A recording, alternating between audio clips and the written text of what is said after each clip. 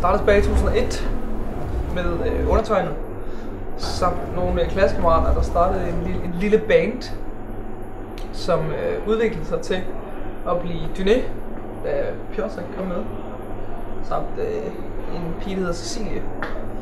Og så året efter, 2003, der kom Ole Bjørn og Danny med i den gruppe, der hed Dyné. Og så udviklede det sig bare. Startede derfra i Skive, stod og svedte ned i øvelokalet og prøvede at presse os frem med albuerne, ligesom jeg. Det lykkedes til sidst ved at simpelthen bare være sådan nogle psyko-kids. Vi har haft meget højt ambitionsniveau helt fra starten af. Og i dag har vi netop udgivet vores 3. plade og er klar til at conquer the world. And the moon. And the moon and the stars.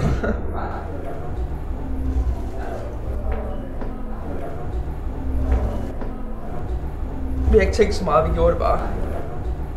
Vi har ikke faktisk. Det kommer naturligt.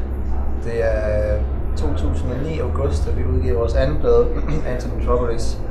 Så vi er lige nu i slutningen af marts 2013, så man kan selv regne ud, at der er gået et godt stykke tid.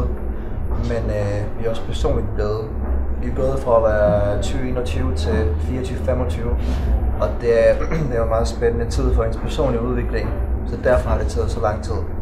Jeg har brug for at finde ud af, hvad bandet egentlig står for, om dem, der nu er i bandet, gerne vil spille i det og vælge det som livets vej. Og det kan man så se nu, vi er jo 4 i bandet, og ikke 7 længere, og det er fordi, at nogen har fundet ud af, at deres livsambitioner ikke klarer at spille i et rockband resten af sit liv, men også, de vil også gerne andre ting. Jeg vil sige også, der er tilbage. Vi har det ret godt, sjovt sammen, og jeg synes personligt, det er den bedste plade, vi har lavet til dagens dato. Afgjort. Så endelig har den en berettigelse. Så vi endelig har vi fået noget berettigelse på indspillinger. Ja, vi har altid forsøgt at fange den energi, vi har live. Fordi det er helt klart det, vi er bedst til, det er at spille koncerter. Vi oplever i hvert fald hovedsageligt, at folk de går hjem glade fra koncerterne, og næste gang vi kommer, så tager de også deres venner med, så vi får større og større fanskare, når vi spiller live. Og den energi har vi formået ret godt at fange på en optagelse. Og det er ikke så nemt. Det har vi så brugt 11 år på. Det handler om at få selv de små kids til at stå op med, fordi de synes, der er en fed energi, og de lidt ældre til at synge med. Det handler om at røre folk i sidste ende. Ind og gribe deres hjerter.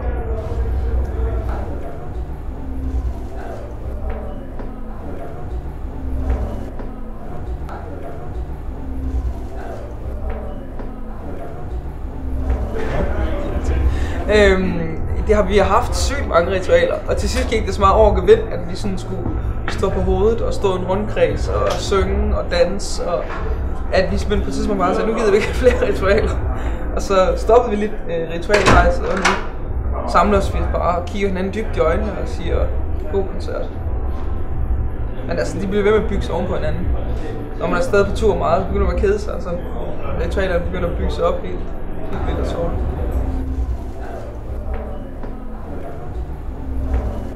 Nej, det var sådan, da vi lavede både lo lo lo og bom bom bom bom og dagens ord og... Så vi har altid haft dagens ord med. Ja. Og det plejer at være noget ret dumt. Lige noget, der måske sker det den dag, eller så kan man grine af det. Og så har vi haft en dans, hvor vi selv går ind i en rytme, begynder at synge en melodi. Og så går det på skift, man skal sige noget. Når jeg siger du, så siger jeg du. Noget i den stil, og de ting, og man vil helst ikke bruge det samme, men når man spiller en tur på 30 koncerter, så vil man altså også tørre for idéer på at være original hver eneste gang. Så jo længere man kommer ind i turen, jo dummere bliver de her ting, som man siger, og de andre skal gentage. Nå, jeg siger jo også, de siger ikke. Så det er måske derfor, at vi prøver, vi er i gang med at finde på noget nyt, fordi at shout-out sidste år, det gik helt over gevind sidst. Ja, det kommer lige stille automatisk. Det er som er ren og skær kedsomhed. Ole han sidder, vores keyboardspiller Ole Bjørn, han sidder og ryster ovenpå lige nu. Jeg er rimelig chilleren. Det gør jeg også. Det er rundt om der rødvin, ikke? Jeg burde være nervøs lige nu. Er du også nervøs? Jeg glæder mig. Jeg glæder mig også. Altså, det er ikke nervøst. Det er ikke fordi jeg er bange for at spille det. Jeg er meget spændt. Jeg er very excited. Very excited, yes. Ja. Men det er mere glad. Fedt. Ja, men jeg tror det er meget, ja, selvfølgelig gør det, men det er også meget forskelligt, hvad vi skal gøre, ikke? Så der er nogle koncerter, vi spillede en release-koncert den 25. januar, og vi spillede hele vores nye plade fra ende til anden, og der var vi ved at komme ned for i på scenen, eller var jeg i hvert fald, og det ved jeg, nogle af de andre også var virkelig nervøse for det. Vi følte, at vi havde noget at komme ud og bevise.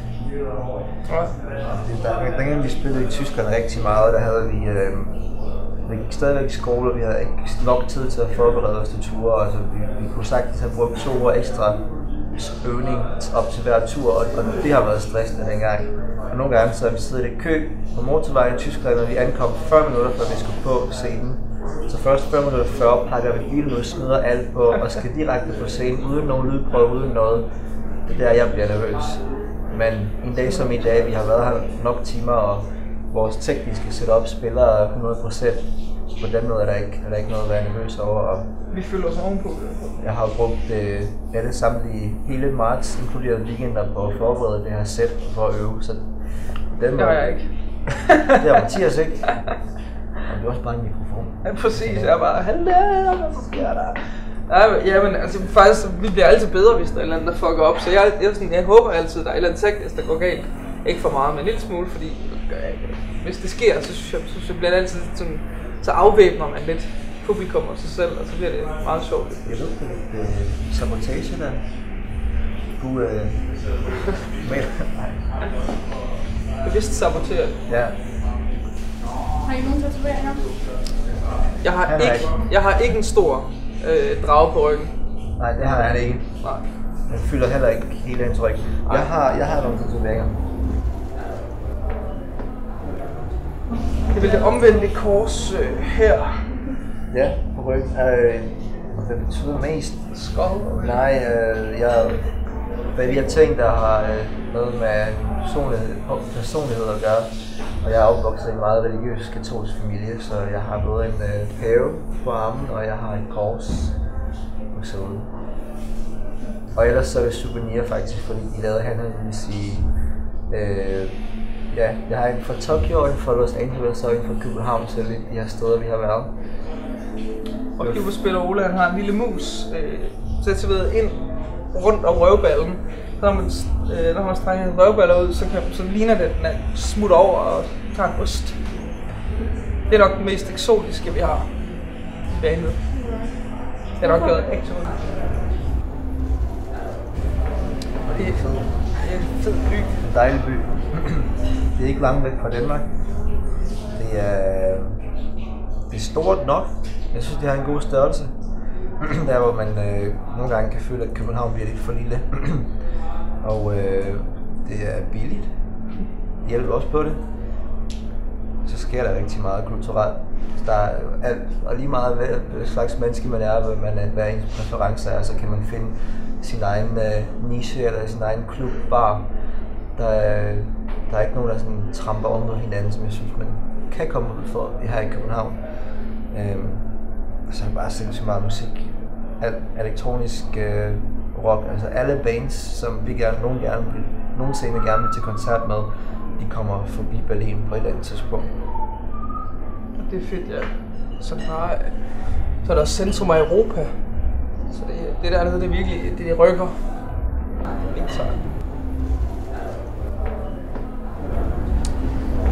skal vi på tur, og så skal vi lave nye plader, og så skal vi lave på tur igen, og så skal vi lave nye plader, så skal vi på tur igen, og så skal vi lave nye plader. Det er sådan en overordnet plan, men hvad er det næste? Får vi børn og flytter på landet, og så begynder at gå 4 år mellem hver plade, og så bliver vi gamle, og så dør vi, og så kan det hele være lige meget.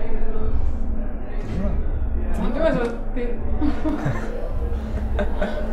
Nå, men vi er faktisk færdige, det er ikke flere spørgsmål. Okay, det var virkelig en deprimerende afslutning. Det var bare. Så dør jeg, så skal det være lige meget. Er du okay, Christian? Er du okay? Nederen.